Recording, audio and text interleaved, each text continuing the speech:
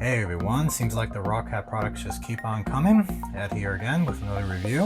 Little quick unboxing and overview of another Roccat product over here. This is actually recently released, the Roccat Burst Pro gaming mouse over here. A couple of little highlights that points out on the box is the tiny switch. Pretty interesting, looking forward to looking at that. And also the Phantom Flex cable as well too, another little particular thing there to look into. So let's go ahead and pop this thing open and check it out. Let's go here and open this up. I did actually just accidentally rip the box there just a little bit and actually ripped it even a little bit more. It seems like this tab here was the cause of it. No big deal. One thing I am immediately noticing and feeling, and also read about a little bit, but now I have it in my hands, this product is really, really light. Almost a little scary too light, to be honest. Kind of almost feels like the cheapy $9, $10 mice that I've always keep referring to. But here it is, very light, even lighter than the other last mouse that I actually reviewed as well too. And you almost can't even tell that this actually has any RGB options or, lights even on it. Here's a view of the side as well too. Got two side buttons over here. Your scroll, another button. Your button in the center to control DPI and to go ahead and change it on the fly as well too. And of course, here is your cable. Very interesting, almost feels like shoe ties actually. Very interesting texture for a wire. Almost feels like there's actually nothing inside, so I can kind of understand what they mean by the basically the invisible vanishing cable that they mention over here. And there it is, Flex Phantom cable. Very interesting. And what was that as well too that I noticed? This thing is not even just about 80 grams. Very, very light mouse. The other mouse, actually no, sorry, this is actually 68 grams, even less than that. The other mouse, the cane mouse that I did a review on, is actually just a little under 100. This one definitely feels almost like light, even much, much lighter, almost actually half the weight. Here's a USB connector right over here, the little protection tab on it. Go ahead and remove that before you actually intend to plug it in. And this is a new little feature here as well too on this particular mouse. So let's go ahead and plug this in. But before that, why don't we just do a quick sound test.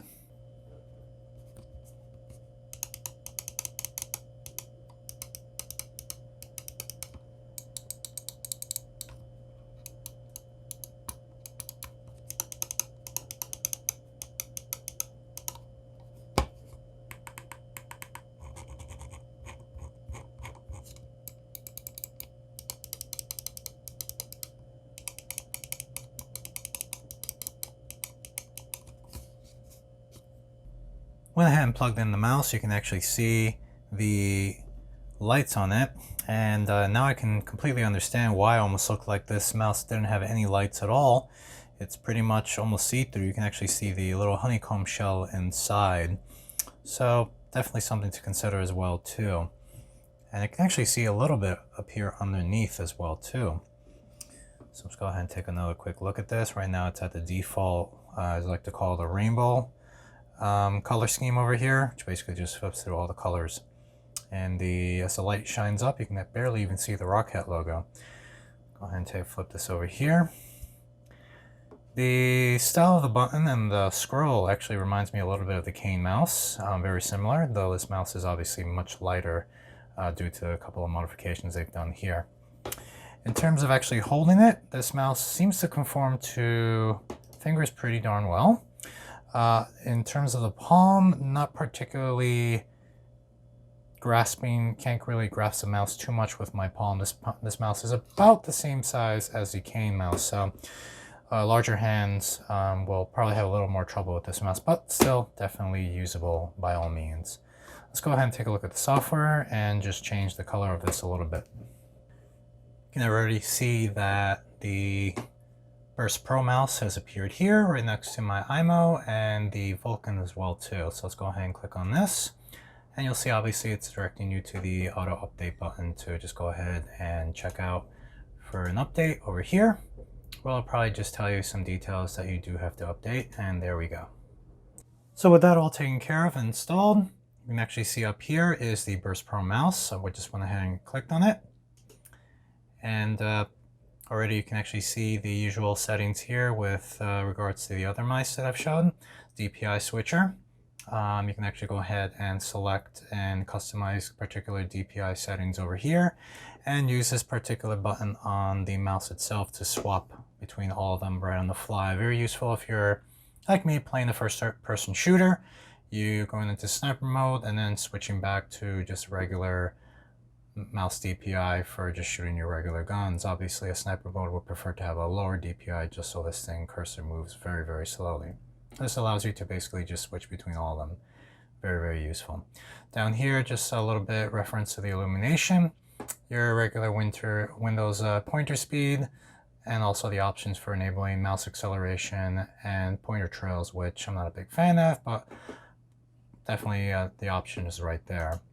Proceed here to settings. You got some more options for vertical scroll speed, double click speed, which I usually keep high. You can already see it's actually picked up the double click speed from Windows and default, and notices I actually have it at a pretty high speed.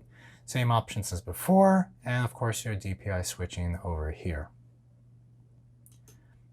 Moving ahead, you actually can assign some buttons here on the mouse itself. There's actually several amount of buttons on this mouse over here. You got the two side buttons over here, which I hardly ever use, but you do have the option. Obviously your main left and right click, your scroll, and the DPI switch as well down there. And of course you can actually assign each of these to particular functions, including easy shift keys as well. And of course something that everyone's pretty excited about is the illumination that this mouse has. So I'm just going to go ahead and just pick out just the breathing. Over here we do have the custom themes, but you can also set your own colors as well too. So let's go ahead and just pick out the traditional blue color with a little bit of purple feeling. I'm going to go ahead and hit apply and just show you what that looks like. And here we are. Let's go ahead and focus in a little better. Up here, really blue. Down here, actually this looks like a very, very nice blue, like whitish, purpley looking color, and shines right through the mouse, the shell of the mouse. See a little bit down here as well too. Let's go ahead and remove these tabs. Kind of help with that. Doesn't shine through just well. I mean, you can't even see the light on my hand, like a reflection right down there. I can't even see it either. So let's go ahead and change this particular color to another one. Let's go ahead and pick out like the red and orange one over here, right here. Show you what that looks like as well too. So pretty amazing feature to have the color shine right through the shell itself. And through the sound test, you might have noticed as well too, the click on these mouse keys sounds a little different. I actually can feel the difference here, so this is what they're probably referring to with that new particular key underneath that button for the mouse. And finishing up over here, you can see a couple of more options for the mouse itself. Polling rate, distant control unit, LED timeout. In case the mouse some time goes on that you don't use the mouse, it will actually turn off the LED on its own, which is actually kind of nice. I've actually seen that happen on the Cane mouse, which was unexpected, but pretty welcoming as well too. Sound feedback over here. If you change DPI, you actually hear a little sound recognition, which I played for you the other time, but can be a little bit irritating, especially if you're in a really quiet game like Phasmophobia or something like that. Profile switch, volume up and down, which is pretty useful. And of course the option to just reset all these settings right back to default. And of course down here, if you have different settings for different games, you have the option to set profiles and go ahead and load them as well too. You can even actually load them from a file, if I'm correct. So definitely a lot of settings to go ahead and customize your mouse here and keep track of any Roccat items that are currently connected to your computer. You can actually see my Cone IMO mouse, which I'm holding here. Let's go ahead and hear that click again.